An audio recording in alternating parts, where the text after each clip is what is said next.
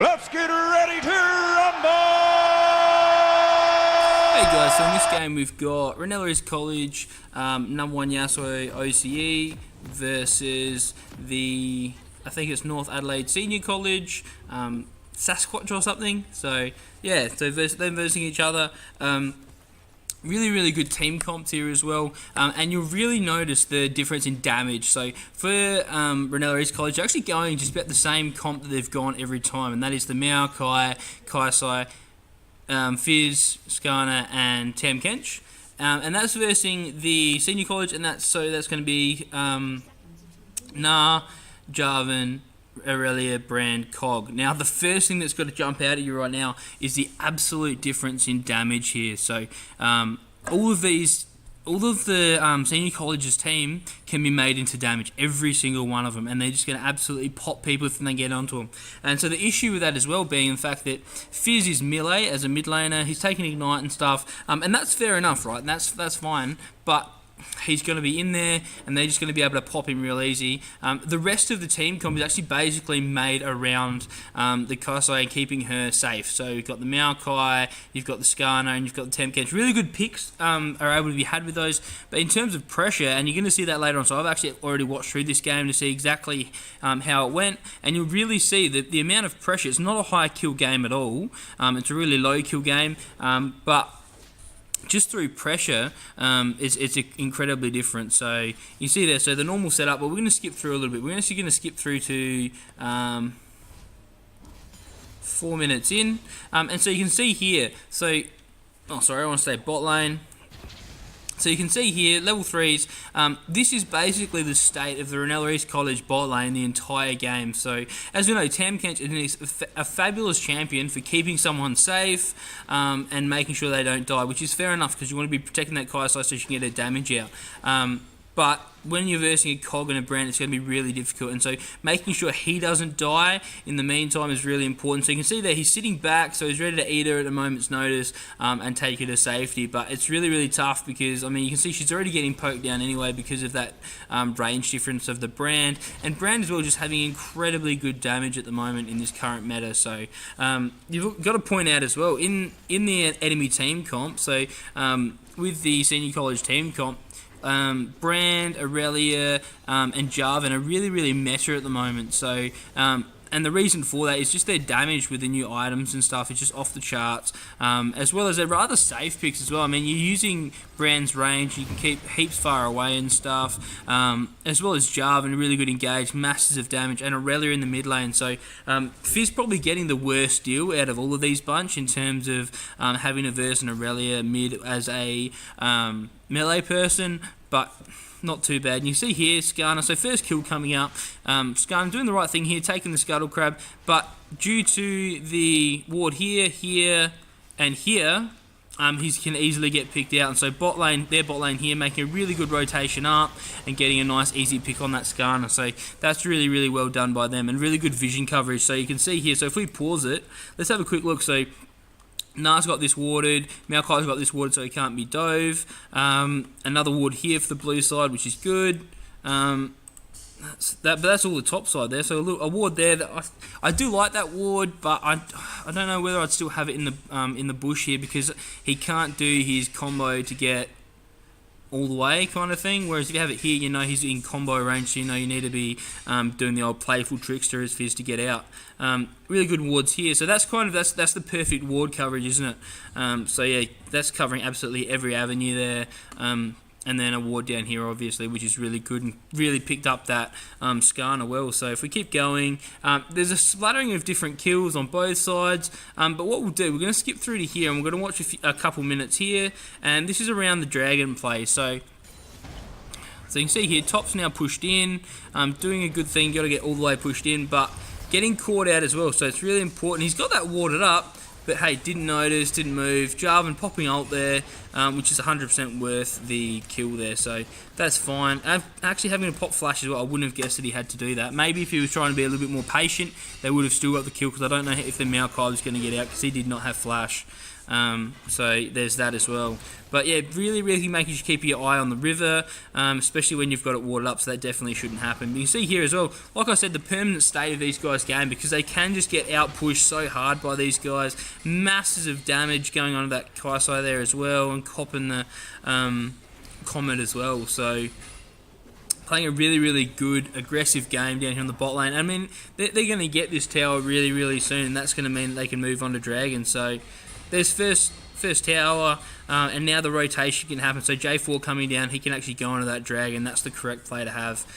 So really pressured that bot lane and got there. They actually didn't even need any ganks, so I didn't see Jarvan come bot once. So yeah, just through their natural damage and natural play of being aggressive there, done really good. And as we know, I mean, the brand there is really making up for the Cogmore in terms of his early damage and early game stuff that he can do. So that's a really good pick there, in terms of relying on the brand damage and only having the Cogmore damage is kind of a bonus there. So you can see here as well, mid pretty well even at the moment. I mean, he's fallen quite a bit behind in farm, but he's got his 2 kills on him.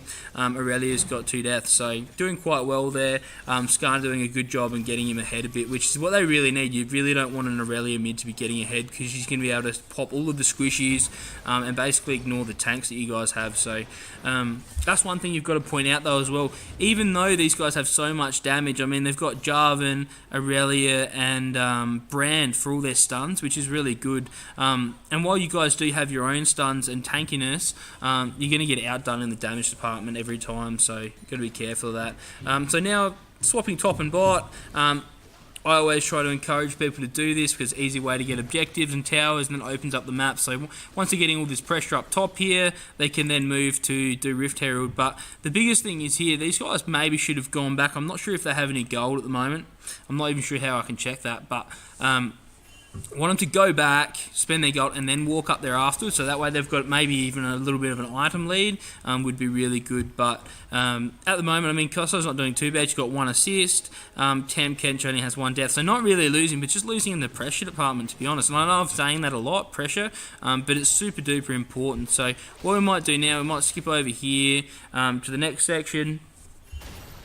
And they've actually taken Rift Herald and gotten that top tower, 2 top towers with Rift Herald, and that actually might be worth seeing because that was a really interesting play.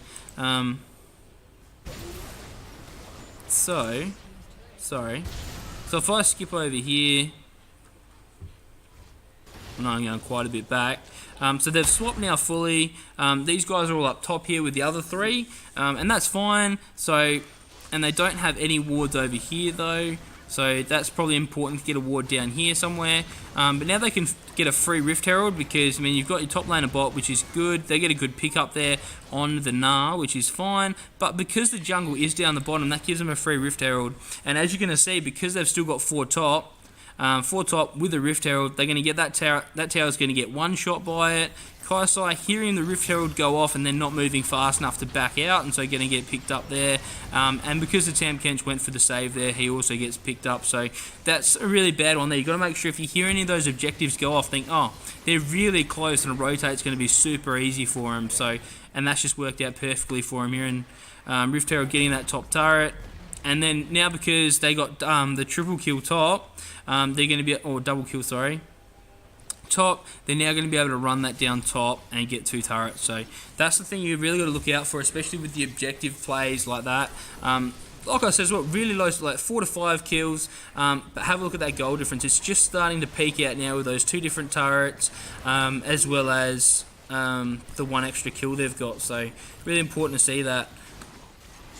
But you can also see as well, so Brand's 3-0 at the moment, so he's really the carry at the moment. Cogmore's got 1 kill, Jarvan's got 1 kill, so by no means are anyone else fed, but having that Brand damage and stuff is really killing the Renella East College, literally.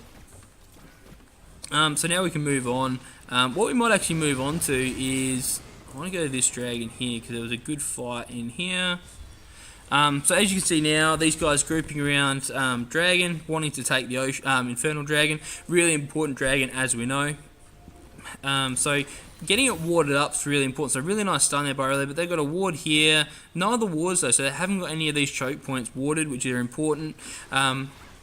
Cogmore really overextended here as well, so he should be able to get away with that. And Fizz doing the right thing and doing a sort of engage, but Skarner doing a better job there, grabbing him fully. And now Aurelia's going in, all 5 of their teams there, and Brand not actually able to get his damage off, which is really lucky, because imagine a Brand ult in that would have been horrible. And he's actually got it up as well. I don't know why he hasn't used it yet. So you could even use that under turret there and it'd give out a lot of damage. And then you've got the Gnar and Jarvan engaged. So that's probably really important. The one thing I could say, hopefully he watches this video sometime and realise, got to make sure, don't be stingy with your ult.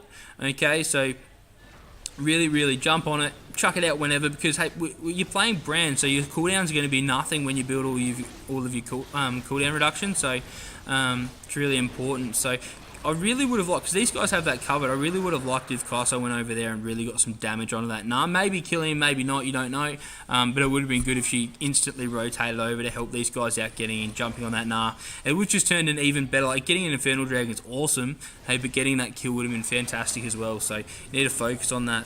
Now if we look here, so moving on, skipping a little bit onto the next play, everyone's kind of turned into an ARAM a little bit. I mean, if you look at it though, because Gnar and Aurelia are actually really weak on the enemy team, so they're a little bit behind in farm, or Aurelia's a little bit ahead, but really good dive here. Okay, the only thing that gets this turn, and they need to leave straight away, is when the Aurelia comes in. So really important to get out there, and as soon as you see that TP coming, I realise you guys are stuck with the Jarvan ult, but I still feel like you guys could have got out, so that's really important.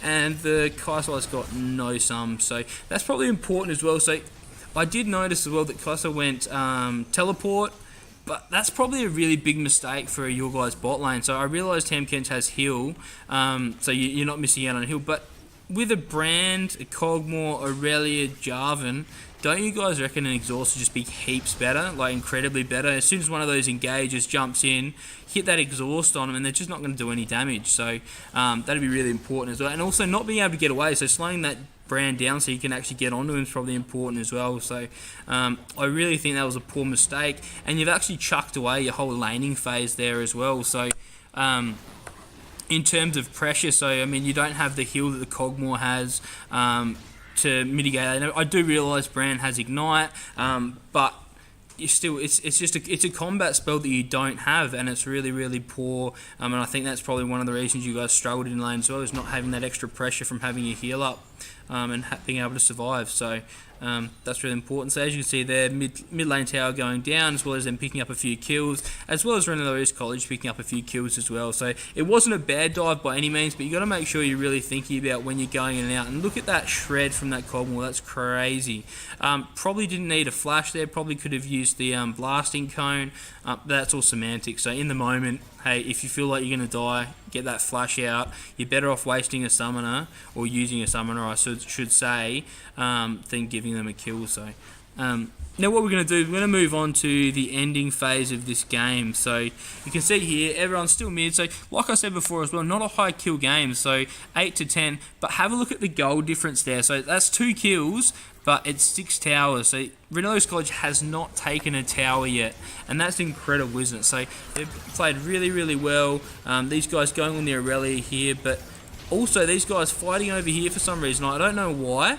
Kai'Sa blowing flash there, obviously, but I don't know why these guys decided to engage or overextend there. That was really silly when these guys are getting an easy kill on the Aurelia. So got to make sure you're thinking about that. Where's your team? What are we actually going to get out of this? So they actually saved that kill for the Cogmore there. So really good job by them trying to get that Cogmore to scale, but I think it's pretty well GG at the moment. So when you think about it, it's still only 9 kills to 11, but hey, they've almost got a 10k gold deficit here as well. So that's really big. Does Fizz have ult? No, he doesn't have ult. So that's like I said as well. So you can see there, Fizz kind of jumped in and then insta-died. So that's really difficult. Now these guys are going to be able to close out the game. But I think definitely for next time, you've got to actually pick dependent on the enemy team. So lots of bruises here. You can see that all doing damage, not especially tanky, but all bruises. It can't be one-shot easily by the Kai'Sa or the Fizz. So that's something you've really got to think about in terms of your team play. And I realise you guys are really tanky, and that's really good. I would hate to have a non-tanky team, but maybe thinking about it, because I'm not sure if I can see what summoners they have. Sorry, runes they have. So, do we have many? So he's got... No. Any of them have Conqueror? No. So lots of them are going... I don't know how I can check. So I'm not sure if Aurelia has Conqueror or not. Oh, she does, so it's just down here. So Aurelia's got Conqueror. These other guys have Electrocute, which is really, really high damage. So, and actually going to be able to shred through all of your tank damage. So you see in that as well.